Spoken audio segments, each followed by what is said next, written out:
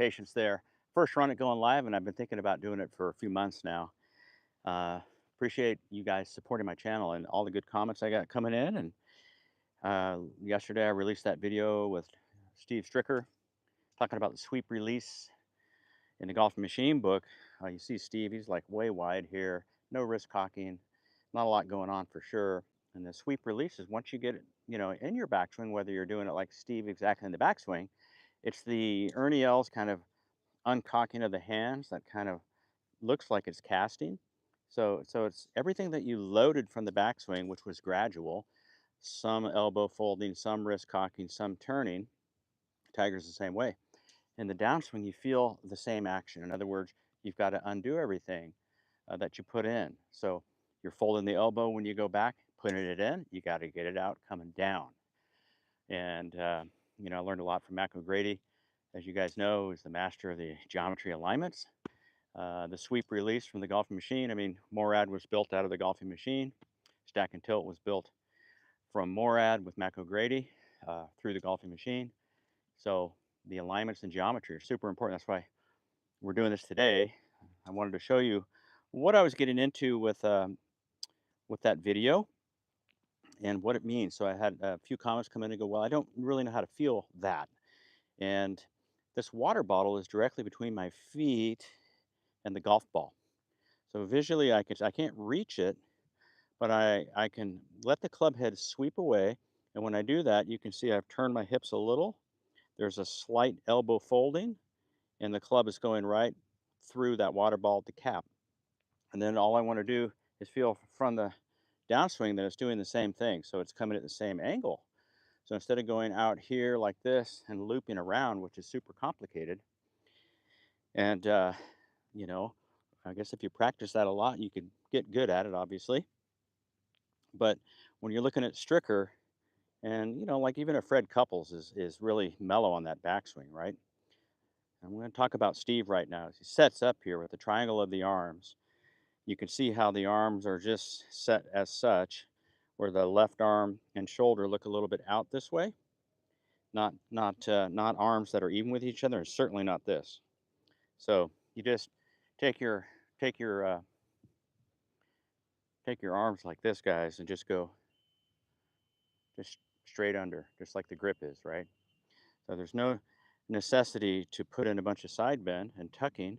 It's really just a straight arm, and it feels more straight than it does bent to me. But I know there is some bend in it, and it's definitely under the lead arm, right, guys? So this is really cool when you start watching these little pitch shots. The Stricker, as you know, is one of the best wedge players of all time, right? And his golf swing has never changed from day one, and he's playing great golf for 40 years now. Well, maybe 30 something years. But as I said, when I had that water bottle there and I go, well, okay, I can see that water ball. I want to trace this. This is actually on plane right here because the end of the club is pointing behind the ball way out there. So anybody that's like thinking you're on plane when you point the shaft at the line this way, my club is actually out beyond the plane. So don't try to hinge that club head up right away. I want you to do something a little different. We're doing sweep release, kind of a sweeping stricker takeaway pivot, and you'll see my club go towards the cap of the water bottle and come right back the same way, and heading out towards that red flag there.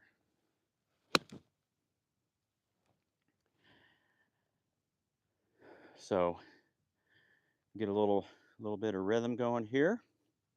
Arm straight down, not tilting, just like so. You see this shoulder's out. You can visually see my shoulder from your view, guys. I'll come in and see if there's some comments first here. Is that how this works, guys? Yeah. So there's me looking at you guys, and I'll go back to work. But I think if you start to really just check out Steve yesterday's video on my YouTube channel, you guys are on, it might make sense too. But here we go. Sweep it away. There's the water bottle. My pivot's going, then I just unwind the pivot back, and the arms fall right in the slot.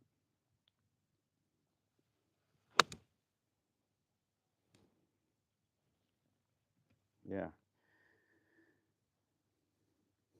There we go again. Arm straight down. Take it inward with my pivot. Let the right elbow start to fold. You'll notice with Steve too, I call this that suitcase drill or feel. If I just lift with my fingers like dead fingers, they're just curled here a little bit, but there's no pressure or tension in these fingers. And I just start to casually just pull the arm like so, just like lifting a suitcase up like this. It's moving the left arm across my body, so I'm loading the fourth accumulator. I'm loading the first accumulator, the elbow. So 1 and 4 are getting loaded, and a little bit of 2, which is the wrist cock. So I'm not trying to feel any of that, but that is what's happening gradually, like a sweep. So not a sweep would look like this, cocking it up and getting up there. Sweeping is just like a waggle, probably more like a Xander looks like, Shockley as well. There's a wide, slow takeaway. Controlling the width, I've got my arm hang. Here we go.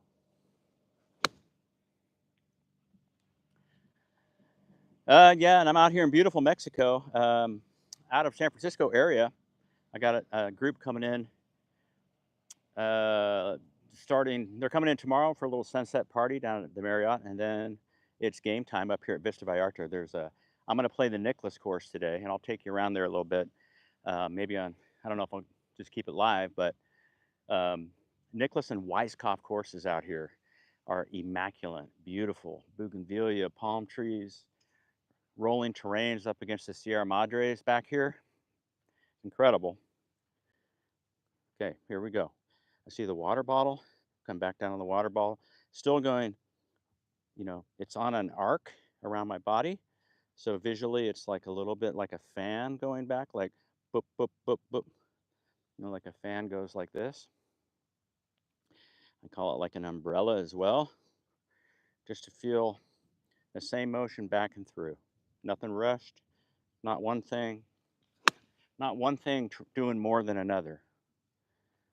So I'm not cocking my wrist more. I'm not quickly folding my elbow. I'm not turning right away. It's just all blended together, guys. So here we go. Got the water bottle. Nice teeter totter, like it's on a nice roller coaster. I just shaved that one off the grass. This is Bermuda. It's a little grabby. So this is really helpful if you guys are playing. It's great anywhere, but especially if you're playing desert courses, Florida, where the Bermuda grass is and it gets a little grabby sometimes. It's going to help you. So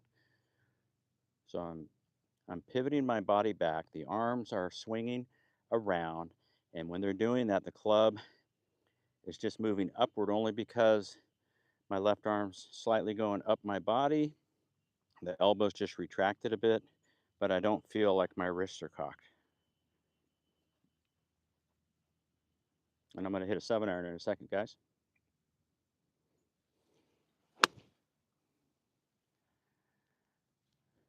Hold that one a little bit. So, let me get my rhythm going here for you. Right, here we go.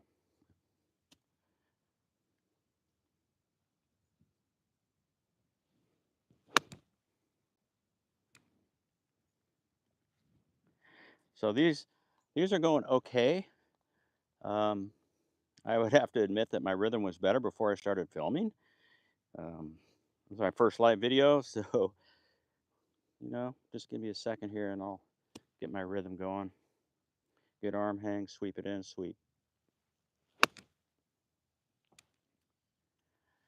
All right. These are all like 10 feet, but I want them at the pin, just like we all do. Okay, so the water ball, I'm moving this way. My water ball is a little more here.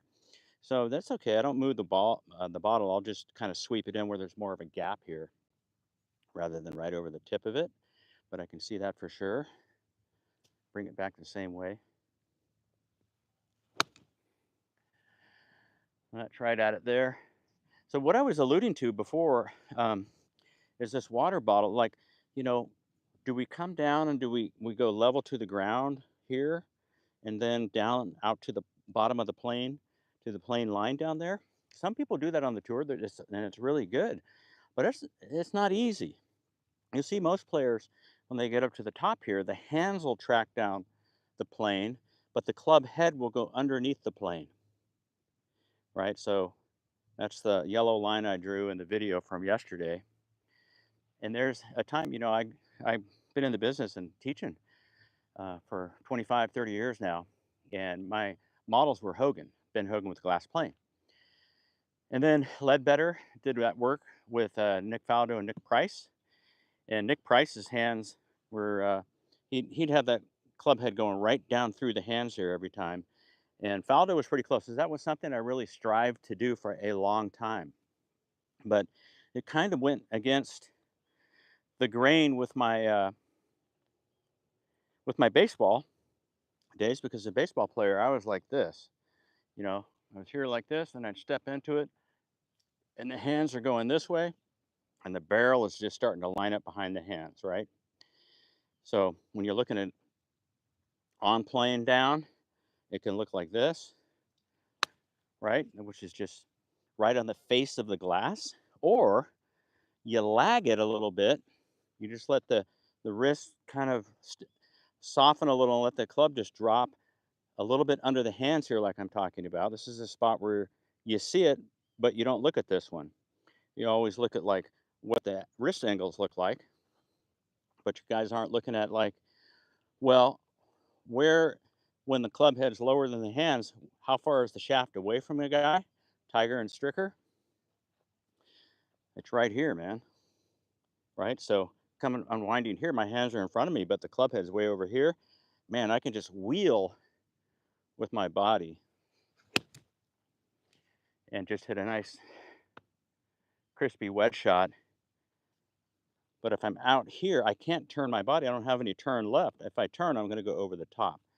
So I really think that if some of you guys are thinking about, you know, playing stuff, you want to really assemble in your mind's eye, really take a look at some video and see when the boys are coming down, if they're a little bit behind and underneath the hands with the club head at P6, when the shaft starts to get level and a little after the 6.3 or whatever, or you won't see any guys like this unless they're big cutters or playing some shots, from over the top-ish and then hitting some sort of low cut fades or something.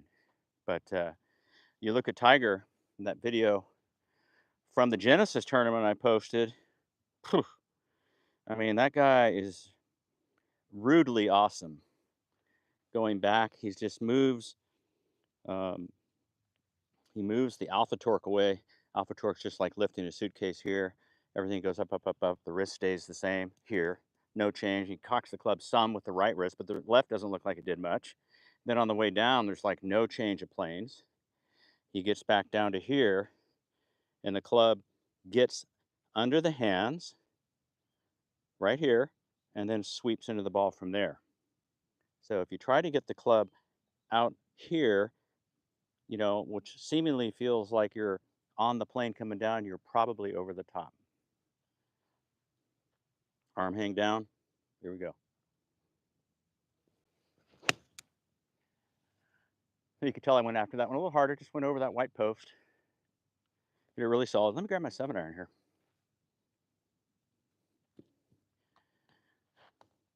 So I don't even know where I could look for comments in here, boys. Someone send a comment, so maybe it shows up. Appreciate that.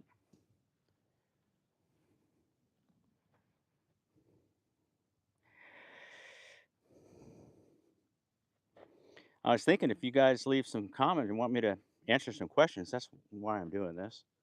Okay, so 7-iron, same setup, Stricker, Bryson DeChambeau, right? Very, very straight arm looking. No sense in cocking. Don't need to disrupt the nice triangle or arm assembly I made. I just sweep it back. Still doing the water bottle. Here we go.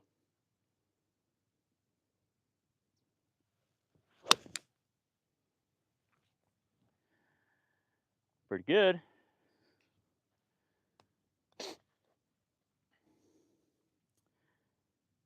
This is the easiest on my body parts.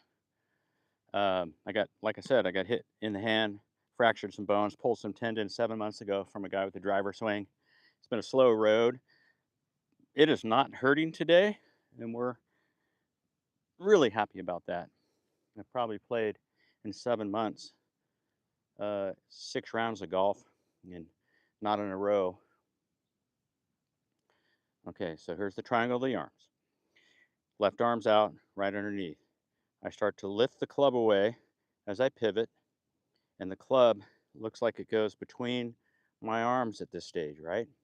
So I'm not really under here too much. That's what you notice with Steve. He lifts it up, and there it goes right there. A little thin on that one.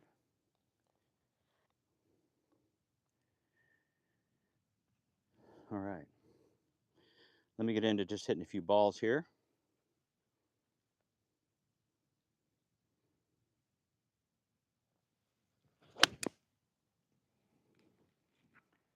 That was a beauty.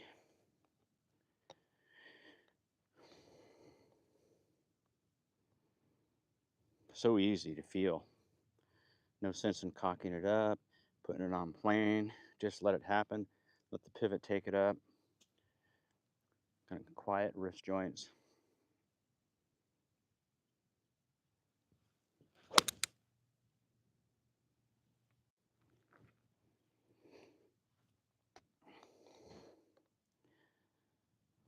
I'm going to go out and play the Nicklaus course in a little bit here, boys and girls.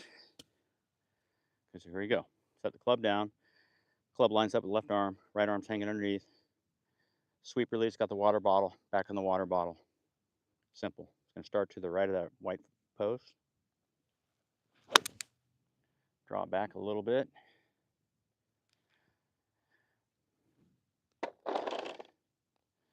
When you start thinking about, well, you know, as far as a wheel goes, this is a spoke, and your club is on the outside of an old stagecoach wagon wheel, right? So you can imagine that. I would use the analogy or visual as a fan, like a Chinese fan or an umbrella with the wires and the ribs. Wagon wheel's cool because you could say, all right, I'm going to embed my club in the rim, put a little ball bearing on my club, and then a bicycle rim without the inner tube. There's a little channel there. You could put it and lock it in there like a roller coaster. And from there, it's going just up the rim via the pivot. So the width, like Stricker, looks like this, up, up, up, up, and then coming down. Like I was saying, the sweep is straightening of the right elbow. Whatever wrist was in there is starting to uncock. So by the time you get here, everything is back to where you started. Instead of trying to retain some sort of lag and pulling the club out of the rim and disrupting the arc of the swing. You treat this as an airplane. Michael Jacobs really put this one together, which is super great out there in Long Island. So you put an airplane on here. I got a styrofoam airplane with the nose of the plane there, wings here. So whatever's going on, good players on the tour, he's got the data, start to get the nose of the plane underneath the fuselage, the cabin, okay? And from here, you're just pivoting it, and that's what takes it out to the golf ball. But most of us are here, and we're a little bit late, especially if we're trying to lag. Now the club's out here. Now what do? You kind of release and stand up. So in the rim, here we go.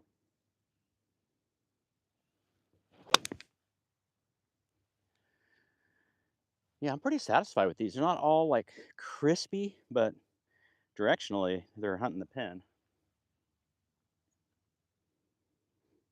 Water bottle, rim, shoo, shoo. See if I can release one like Strick.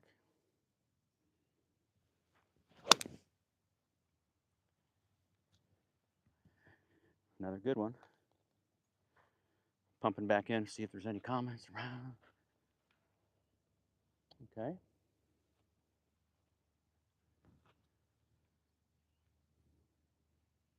Don't know where they live. I'm going to push that and see what happens. Oh, that wasn't good. All right.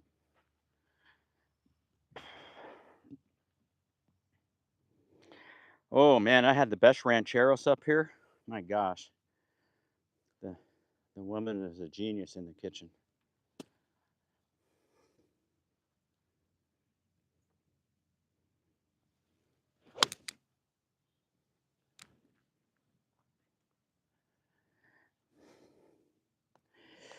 Well, there's definitely repeatability here. Um, like since I'm not playing a lot from this injury, I aspire to go with very few thoughts. And with the roulette wheel of social media, guys, you're all getting TikToked and Instagrams and different information coming in, Golf Channel, TV coverage, all kinds of stuff.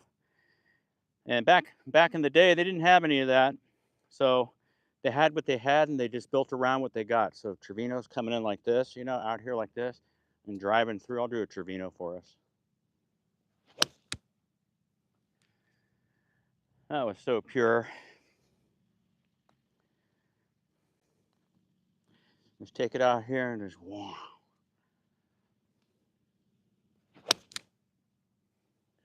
There's my Trevino. Uh,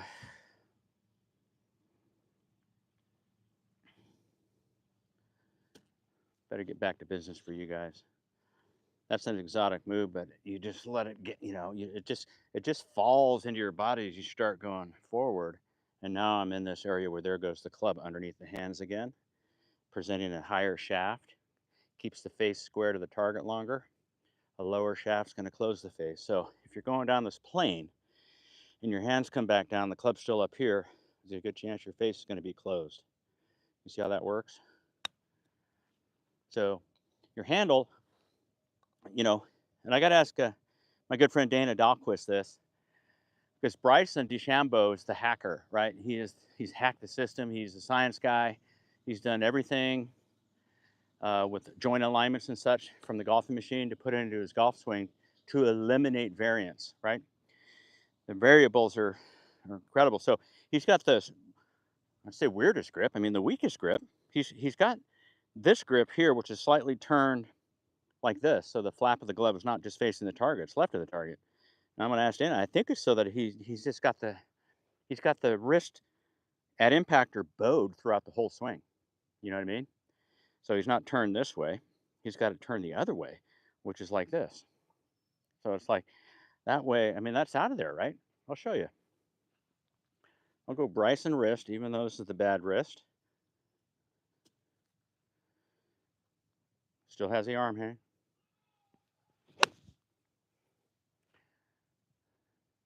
You see that shot there? That's called a disaster squibbler. So I won't be doing that again because I definitely don't want to risk my wrist stuff.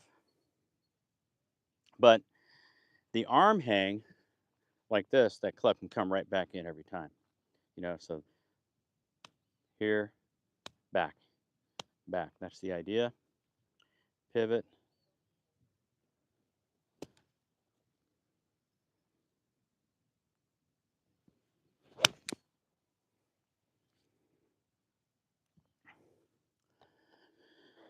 Yeah, and that is kind of more how I used to play as a baseball player. Always like you got to be striding towards that fastball, and it's always a strike until it's not.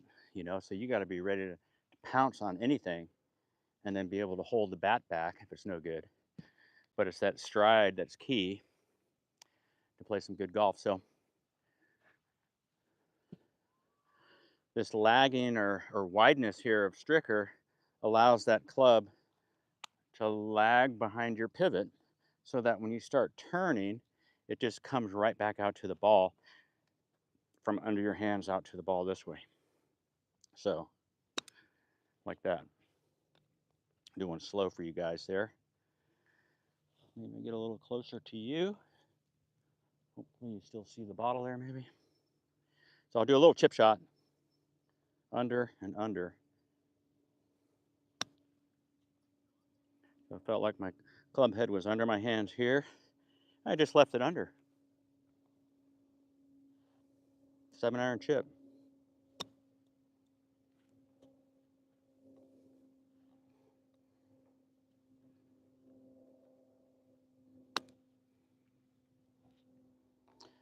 So, who's got questions, man?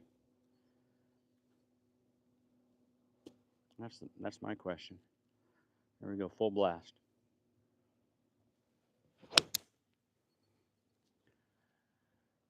Nice high 7-iron there.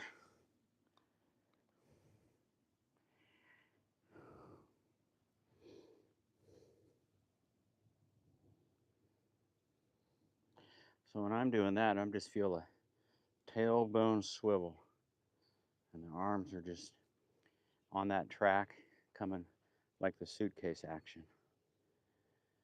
Feels wonderful. Yeah, it felt delicious there. There we go, ranchero sauce on this one.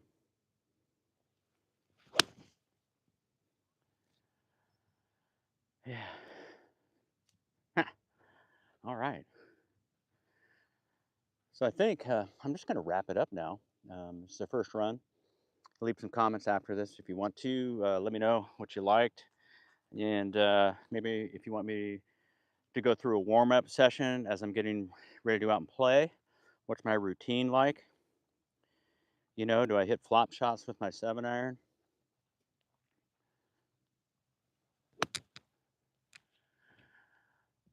You know, you want to try different shots while you're at the range, kind of goofing off.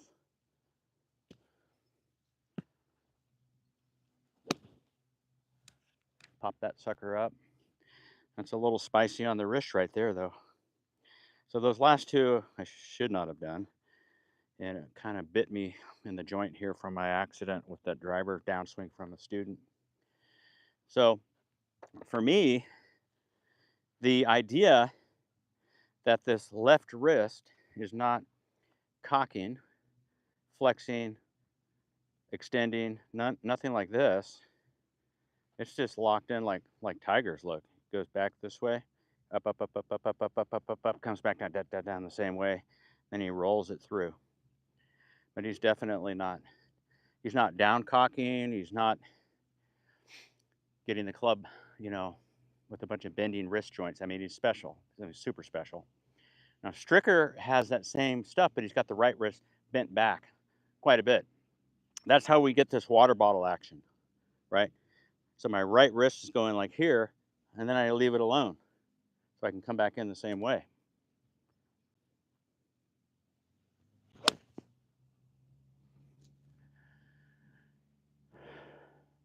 And those simple thoughts are all you need. So another thing too, guys, is if you want to do something online, you know, with the Zoom or some online coaching, I'm doing that, and it's really helping because a lot of progress happens when you're away from the driving range and you can kind of go through some things intellectually without hitting golf balls and watching your ball go well or not go well, because that'll shut off some thought processes if you're hitting golf balls. So um, I encourage it a lot. You can reach me at paul@gormangolf.com for that. And you guys want to see some other videos on the golfing machine and stuff, and the sweep release and all the other good stuff, a little more rad, that's on my website, paulgormangolf.com. So paul@gormangolf to email, paulgormangolf.com to go check out these great videos. Join the tribe and community at the Masters of the Game. We have some guest speakers coming in there. Mark Sweeney of Aimpoint, and quite a few other greats. Man, I want to go play. It's not hurting, and I'm hitting it nice. All right, everybody. Hope you enjoyed that. Maybe I'll go live on the golf course a little bit, or at least I'll just, you know, make some videos out there. If somebody right now could send me a comment, I just want to see if it pops up here. Maybe you did already, and I just don't know where it goes. First live deal. I'll wait a couple seconds here. What should I do while I'm waiting? Hit a wedge. Yeah. Same stuff. Not going like this, but more relaxed with this arm. It's already bent underneath a little bit. So I just move it. Just move what I got there around the corner, baby.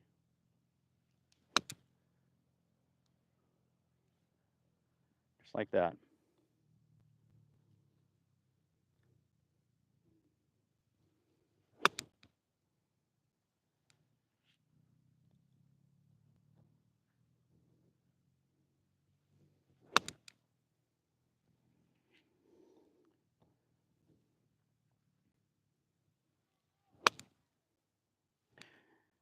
Okay.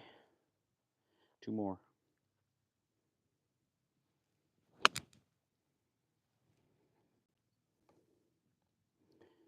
Getting a little rust off the old golf game after 7 months.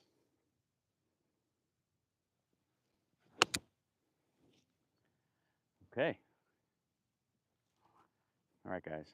Hey, there's a comment for me. I wish I could read it, but my eyes aren't that good. But I appreciate that. I'll answer you when I get this in the YouTube channel, and I'll hit you guys back. I really appreciate it, and I don't know, should I do more of these? I think so.